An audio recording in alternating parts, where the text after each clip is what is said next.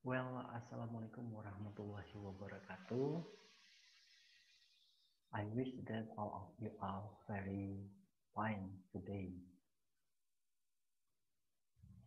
Okay, you are going to listen. What is the topic of discussion today about the inflectional and derivational morpheme?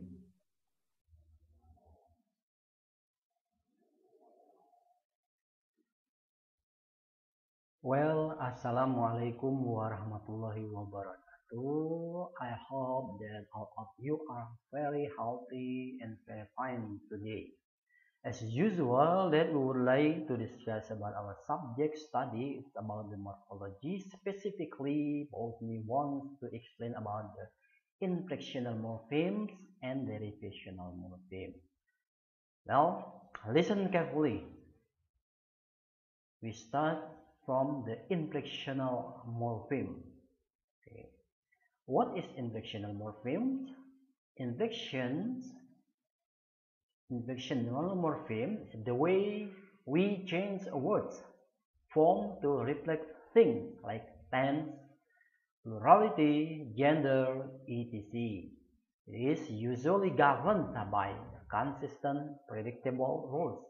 This is known as regular inflections. As we know that inflections, it means that we just change the word form, but the meaning is the same. Take for example here, ya, there is plurality, gender, and tense.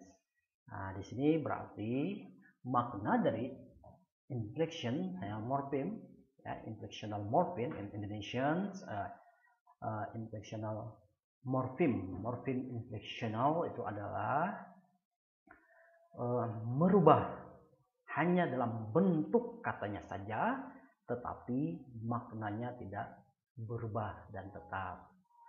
Nah, di sini akan ada contoh as we see that, ya, di sini ada nanti dalam bentuk tenses, ada dalam bentuk jamak, ya, atau di sini ada gender dan sebagainya. Di sini it is usually governed consistent. Jadi itu mengikat kosakatanya itu secara konsisten, dan aturan-aturan juga itu bisa dikira-kira atau kita ketahui, ditebak di sini, ya. Oke, for example, ya, kita lihat dulu di sini contohnya, ya, dari bentuk simple present, ya, simple present. Ya, simple present misalnya dalam kata, ya, nanti ada dalam bentuk, ya, plural. Kita lihat dulu di sini, ya. Nah, itu ada tiga, ada past tense, ada dua, simple past tense dan simple present. Kita lihat di sini contohnya. Di sini regular nouns of inflectional. Nah, di sini ada nanti, ya, dalam bentuk jamak, itu kata benda yang tadi jelas bahwa hanya merubah bentuk, ya, katanya saja yang terrefleksi, tapi tidak merubah makna. Oke, kita lihat di sini contohnya, ya, dalam bentuk jamak katanya. Nah, ini student. Nah, ini dalam bentuk plural. Kemudian berubah menjadi dalam bentuk jamak, hanya ditambahkan s, ya, ending of the s here. Nah, di sini tetap kata dasarnya, the basic word is student. Just, ya, give the ending of s here, students, ya. Nah, seperti yang lain juga banyak, misalnya kid, ya, menjadi kids. Nah, kemudian ada yang diakhiri dengan es, ya, the ending of es, ya, buzz,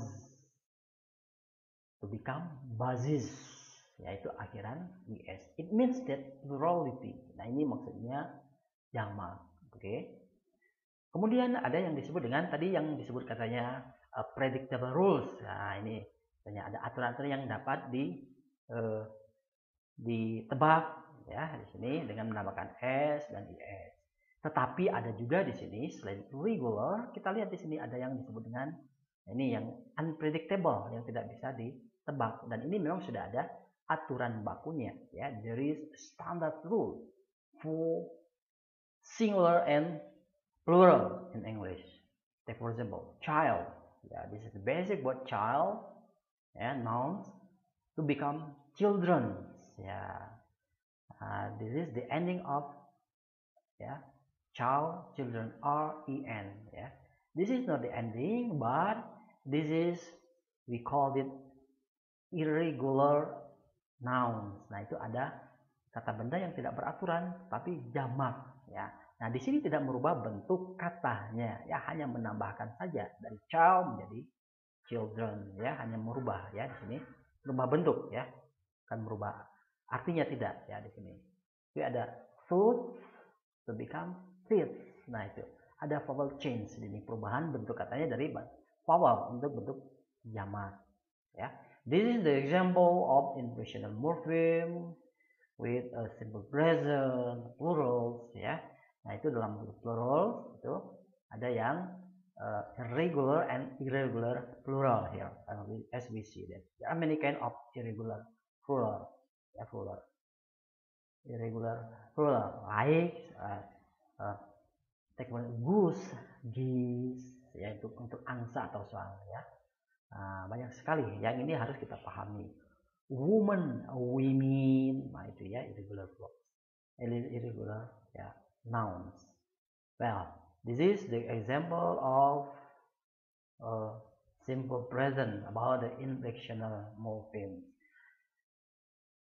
Okay, next for the next example about the past tense, simple past tense.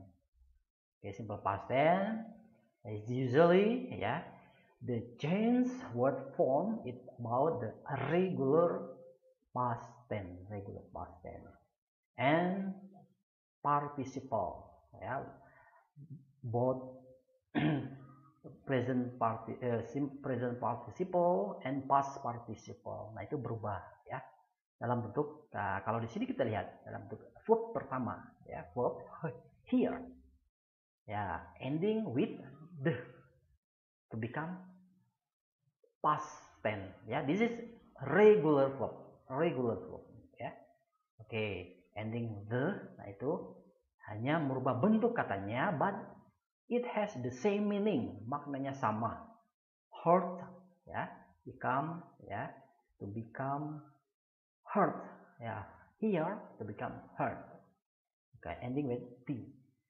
Both past tense and past participle. Nah, kalau dalam bentuk ketiga, untuk past participle atau participle, dalam bentuk, ya, itu sama di sini peraturan di atau the, ya.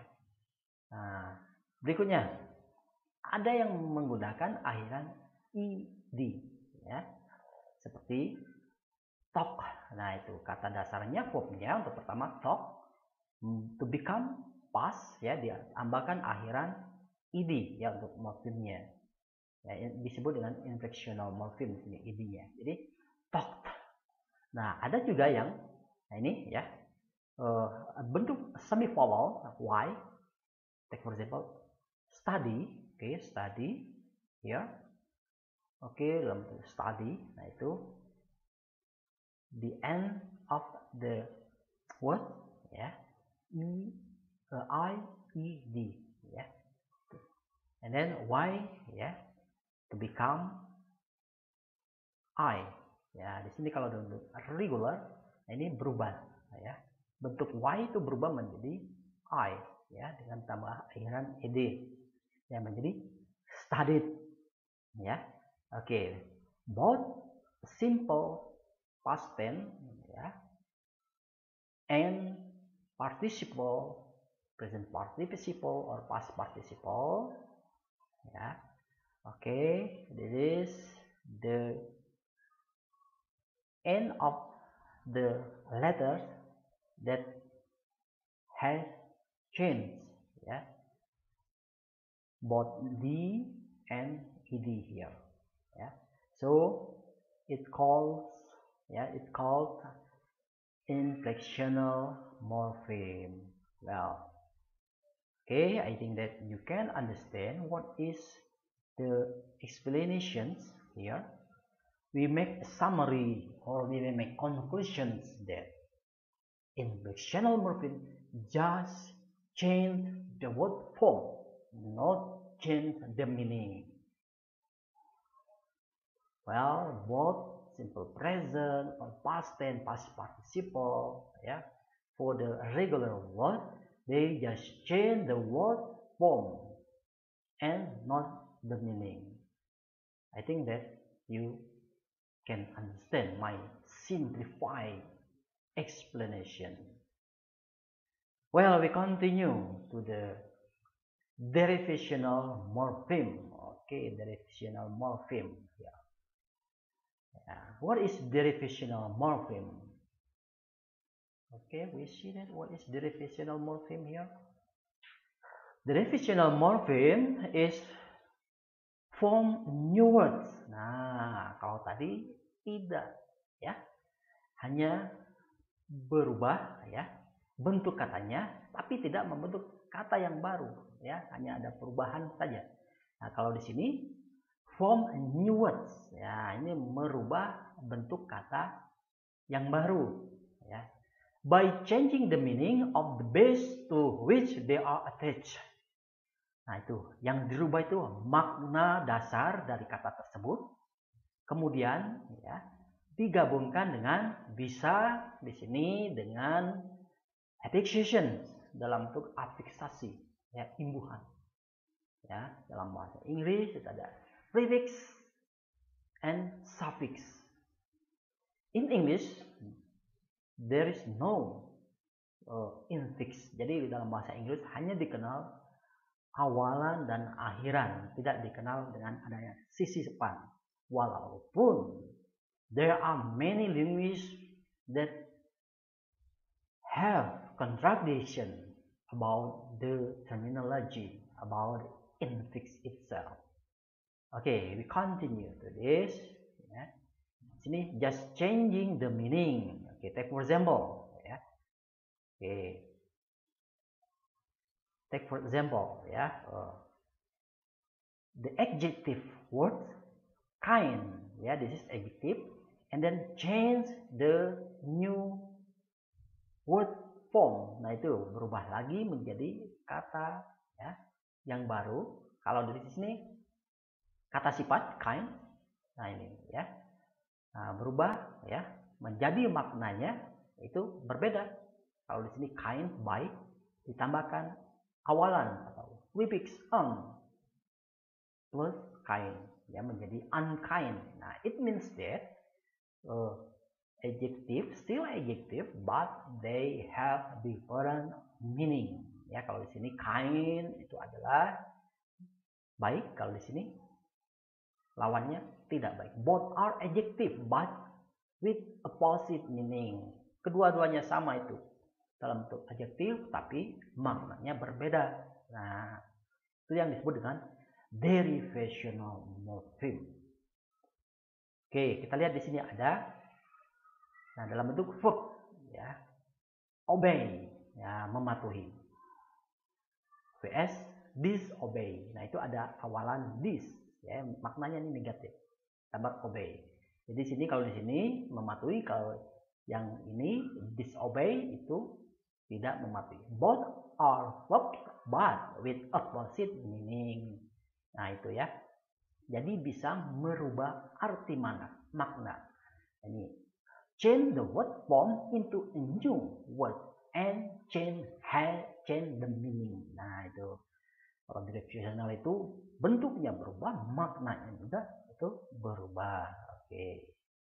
Kemudian ada yang merubah dalam bentuk word class, kelompok kelas kata.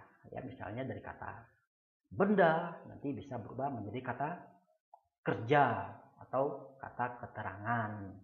Itu ada dua di sini, ya. Dua bentuk dari derivational morpheme.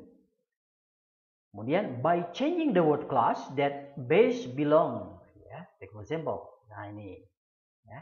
The addition, ada penambahan tadi ly to the adjective. Nah, itu dari kata sifat itu menjadi nanti kata keterangan. Nah, jadi ditambahkan akhiran ya atau suffix ya ly. Oke, take for kind and symbol produce the adverb. Nah, contohnya di sini ada tadi kind tuh menjadi artinya, meaningnya, kata sifatnya. Adjectivenya it means that ya itu baik ya. And then add to ly tambah akhiran ly to become adverb ya. This is kindly ya, itu menjadi ya dengan baiknya. Nah, jadi adverb keterangan. Nah, ini merubah kelompok kelas kata, change the word classes. And then berikutnya ada simple, dari kata simple ya ini. Nah, ditambah ly as a rule it is ya. Nah, ini not simple ya, contohnya simply ya, sederhana, simply dari kata simple menjadi simply ya. Kata kerja simple, it's very simple ya, adjective menjadi I will make a simplify ya, itu menjadi kata keterangan ya. Oke, berikutnya di sini as a rules, nah itu aturannya itu ya. It is possible to derive an adverb. Nah, bisa diambil katanya dari kata ly itu adverb dengan menambah akhiran katanya ly itu menjadi bisa jadi dasar untuk kata sifat ya. Nah, itu tadi dari keterangan, dari kata sifat ya, bisa berubah bentuk katanya. Contohnya di sini kita lihat di sini ya. Nah, tadi ya, adjective ya. Jadi di sini dari this is polite ya. Impolite. Nah, ini kata sifat yang berubah arti makna. Kalau dalam bentuk kata kerja, misalnya di sini ada claim, saya mengklaim, jadi disclaim, ya, dalam bentuk ini kata kerja, ya, dalam bentuk negatif, di sini, ya. Oke, kita lihat lagi di sini contohnya. Nah, ini ya, yang merubah kelas kata, ya. Kalau tadi itu dalam bentuk adjektif, nah di sini merubah katanya kelas kata ya. Ada kata polite. Nah, itu ya. Ini basic wordnya, dasarnya polite ditambah bisa di sini akhiran nes ya, nes ya. Akhiran nes atau the ending of nes, polite to become politeness. Nah, di sini it changes the word classes. This is the adjective and this is the noun. Adjective to become noun. Okay. And then this is a verb to become noun. Coba lihat di sini. Claimed. Ya, this is a verb. And then claimer. Ya, adding er to become noun. Okay. From this explanation, I think that you can understand about derivational morpheme. Derivational morpheme, there are two explanations. The first, yeah, is make a new word form and both of them change a meaning. Nah, di sini berarti bisa membentuk kata yang baru, ya, dan merubah makna kata tersebut. Jadi bentuk dan maknanya berubah. Tadi contohnya kind itu dalam kalimat, dalam kata sifat menjadi kindness atau kindly. Nah, itu berubah ya dari bentuk dan maknanya. Kalau kind baik, kindness ya kebaikan. Nah, itu berubah kindly dengan baiknya. Itu contohnya. Oke. Yang kedua, changing the word class, merubah kelompok kelas kata. Tadi ada yang dari kata sifat menjadi kata benda. Kata benda bisa menjadi kata kerja atau kata terbalik ya, kata kebalikannya. Misalnya kata sifat bisa menjadi kata keterangan ya, atau bisa juga misalnya untuk kata kerja menjadi kata benda. Nah, di sini jadi merubah bentuk kelas kata. Oke, nah ini bisa dipahami sampai di sini. I think that we make a conclusion that what is the difference of inflectional and derivational morpheme. Yeah, we make summary that inflectional morpheme just change the word form and it doesn't change the meaning. Derivational morphemes change the word form and change the meaning. Nah, jadi ini ada perbedaan yang jelas antara inflectional and derivational morpheme. I hope that you understand my specific explanation about inflectional and derivational morpheme. I hope all of you can understand. You can watch my video, my lesson, and then you can take and you can mix into the other forms of a lesson of material as far as it is full knowledge and science. It's very nice for me because we have to share the, well, I think that you have understood the simple explanation about inflectional and derivational morphemes. Okay, I think it is very clear about the example from the essence of linguistics that's given specific explanation, specific discussion about inflectional and derivational morpheme. Well, I think that's all for today. Thank you very much for joining my class. See you for the next meeting. Assalamualaikum warahmatullahi wabarakatuh. Thank you.